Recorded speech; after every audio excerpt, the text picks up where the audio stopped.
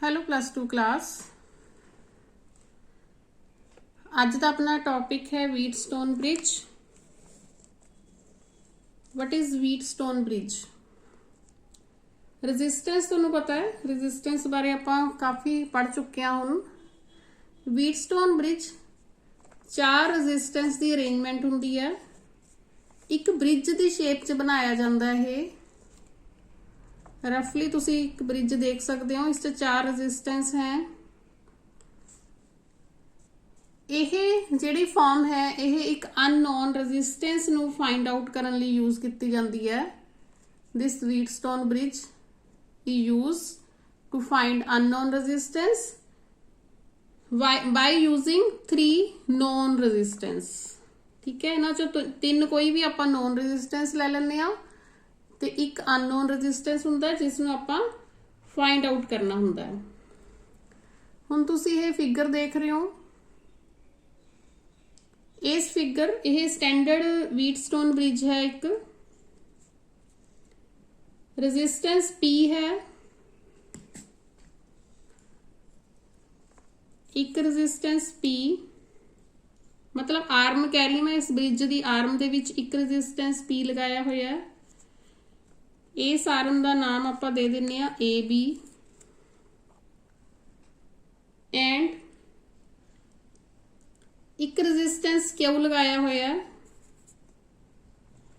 इस आर्म नूं आपां कहने आ BC। ठीक है, ये दोनों नूं आपां रेशो आर्म्स कह दिन्ने आ। P एंड क्यू या AB and BC are ratio arms. एक आर्म है AD, इस नॉन रेजिस्टेंस है R।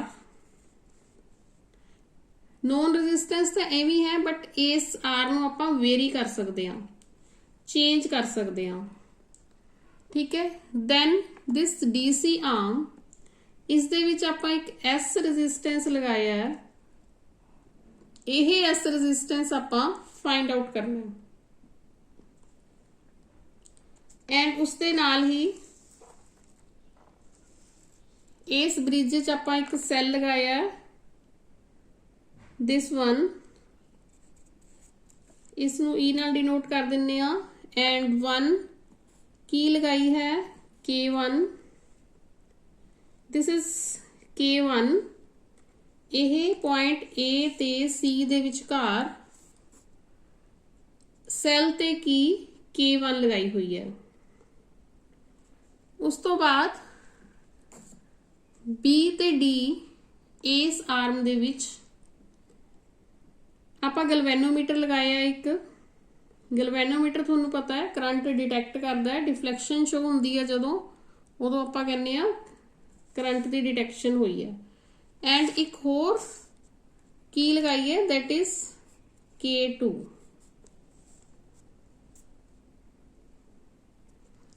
इस च पहला आपां K1 दिस की नू क्लोज करांगे, फिर K2 दिस की नू क्लोज करांगे। जे गलवैनोमीटर कोई डिफ्लैक्शन शो नहीं करेगा। ठीक है, इफ गलवैनोमीटर शोज नो डिफ्लैक्शन देन आपां कहांगे कि पूरा व्हीटस्टोन ब्रिज जिहड़ा है बैलेंस्ड है। और इस केस च जदों ये बैलेंस्ड हो गया then P upon Q will be equal to R upon S। इसनू व्हीटस्टोन ब्रिज प्रिंसीपल भी कह दिन्ने आ। देखो दी स्टेटमेंट भी देख लो बच्चों, सिंपल स्टेटमेंट है। If 4 resistance P Q R and S are connected to form a bridge and bridge is balanced. आपां बैलेंस करना है नूं। ठीक है, बैलेंस उदों होएगा जदों K1 दैन K2 आपां क्लोज करांगे। And galvanometer shows no deflection मतलब P upon Q these are resistance will be equal to R upon S। R resistance नूं आपां वेरी कर सकते हैं, S रेजिस्टेंस की आपां वैल्यू फाइंड आउट करनी है। हुण फेर डायग्राम वाल आ जाओ। सपोज आई करंट आपां इस ब्रिज नूं दे रहे हां सैल दे through, this is positive, this is negative. A point ते पहुंच के यह I1 जिहड़ा करंट है, दिस आई करंट जिहड़ा है वो दो पार्ट्स डिवाइड हो जाएगा। जदों आई करंट ए पॉइंट ते पहुंचा then it will be divided into two parts through P। यह करंट होएगा I1, ठीक है। I दे विचों I1 current through P pass on हो गया एंड बाकी दा I माइनस I1 यह करंट पास हो गया through resistance R। B point दे उत्ते this B point current I1 जिहड़ा इधरों आ रहा सी यह दो पार्ट्स विच डिवाइड हो जाएगा। गैल्वेनोमीटर वाली आर्म च चले जाएगा करंट IG एंड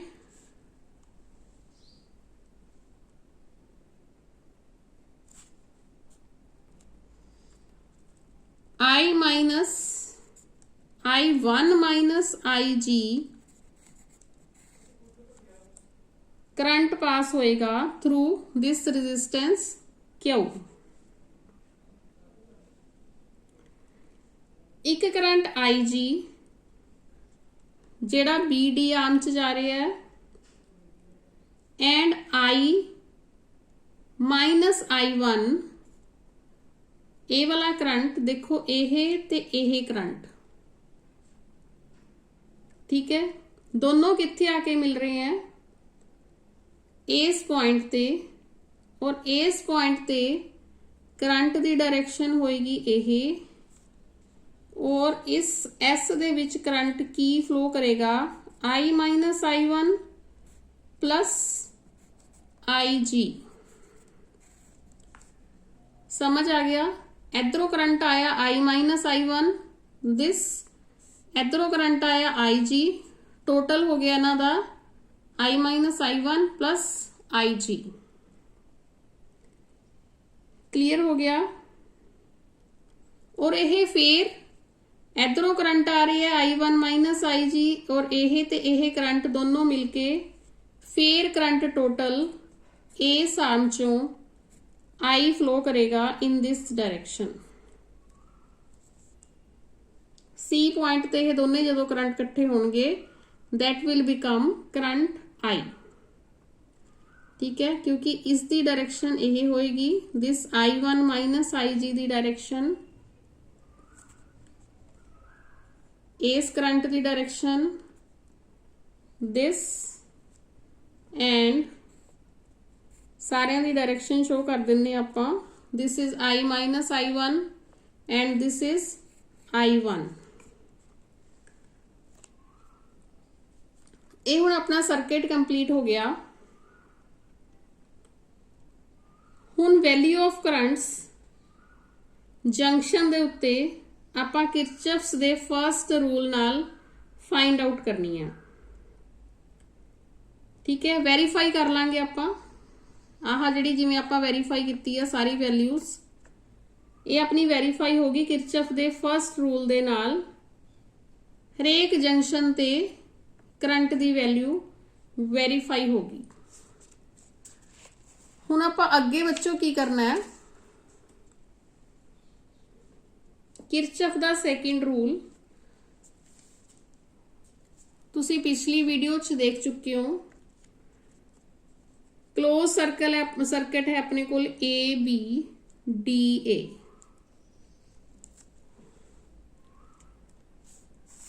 डायग्राम च देखो ABDA।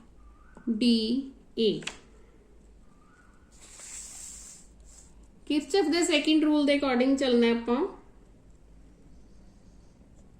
I1 P इस resistance they which V the value and देखो आप लूप ए वाली लै रहे हैं, इस डायरेक्शन च जा रहे हैं। हुण आप लवांगे आई जी इंटू गलवैनोमीटर दी, ठीक है। इस डायरेक्शन जदों गए देखो डायरेक्शन ऑपोजिट हो गई। हुण माइनस साइन लवांगे, minus of I minus I one into R, ठीक है। I one into P plus I G into G minus, हम इस डायरेक्शन जा रहे हैं, I minus I one into R. यह अपनी लूप होगी A B D A.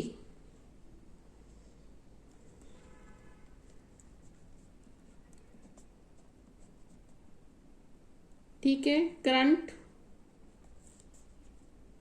Minus sign थोनों Kirchhoff they second ला नाल चंगी तरह समझ आ गया होना क्यों लग रहा है, या प्लस साइन इत्थे क्यों लग रहा है।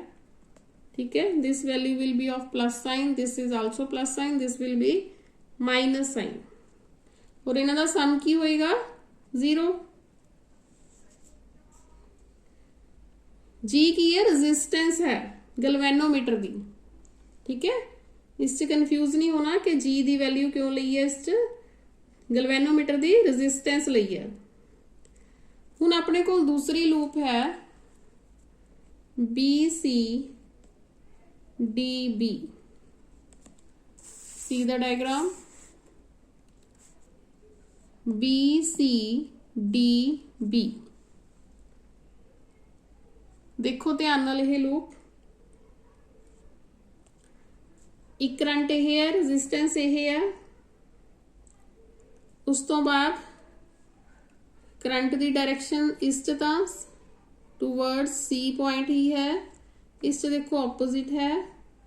So this will be taken minus sign, इस पूरे करंट के अगे माइनस इंटू एस, ठीक है। ये हो जाएगा एंड दिस वन लूप दा थर्ड आर्म जिहड़ी हैगी है उस भी आई जी माइनस आएगा इंटू जी गलवैनोमीटर।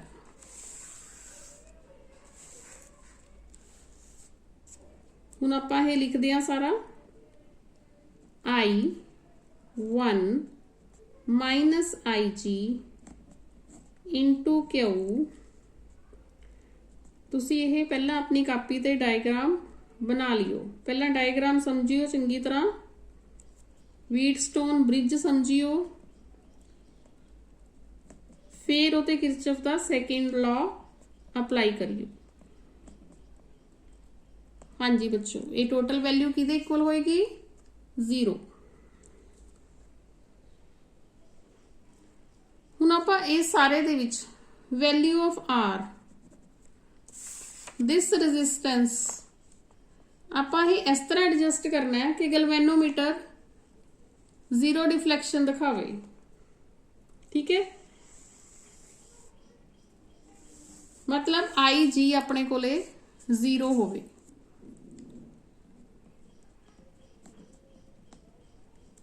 ठीक है। आर नूं आपां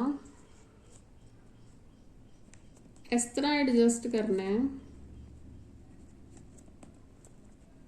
कि गलवैनोमीटर कहे कि मेरे through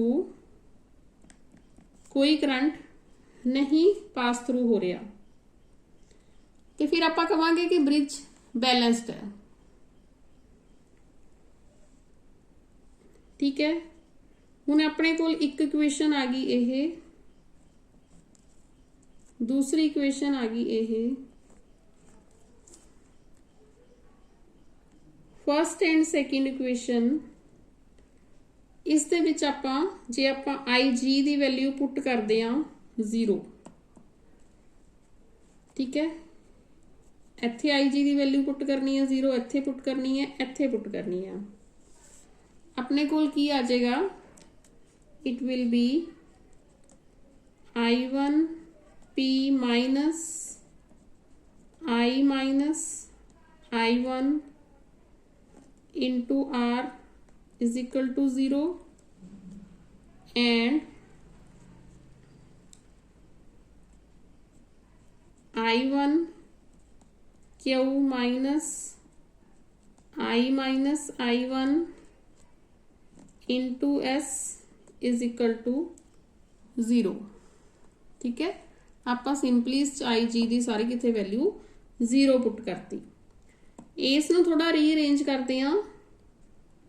I1P is equal to I minus I1 into R। ठीक है, जस्ट रीअरेंज किया इसनू। इस तरह ही इसनू कर लेने आ। I1Q is equal to I minus I1 into S। इस इक्वेशन नू कर लिया। यह इक्वेशन बन गई अपने को, this is 3, this is equation 4। जे आप डिवाइड करिए, divide 3 by 4, then we get P upon Q is equal to R upon S। और इस तरह ही अपने को प्रूव हो गया व्हीटस्टोन ब्रिज प्रिंसिपल। यह व्हीटस्टोन ब्रिज प्रिंसिपल नल मैथड है, क्योंकि इस विच जिहड़ा हैगा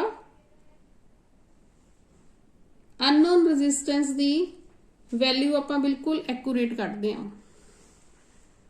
ठीक है, इस मेन जिहड़ा सीगा अपना डायग्राम। हुण इस व्हीटस्टोन ब्रिज च कुछ इंटरनल रेजिस्टेंस भी हैगा, जो भी इहदे विच सोर्स है, ते गलवैनोमीटर का भी रेजिस्टेंस हुंदा है। बट इस व्हीटस्टोन ब्रिज च ये दोनों रेजिस्टेंस करके अनइफेक्टेड रहिंदा है। व्हीटस्टोन ब्रिज उदों बहुत सेंसिटिव बन जाता है जदों P Q R ते S की वैल्यू आलमोस्ट सेम होवे। और एक इहदी ड्राबैक यह है, जे P Q R या S कोई भी इन्हां चों हाई रेजिस्टेंस है या बहुत ज़्यादा लो रेजिस्टेंस है, दैन आप अननोन रेजिस्टेंस की वैल्यू फाइंड आउट नहीं कर सकते हैगे।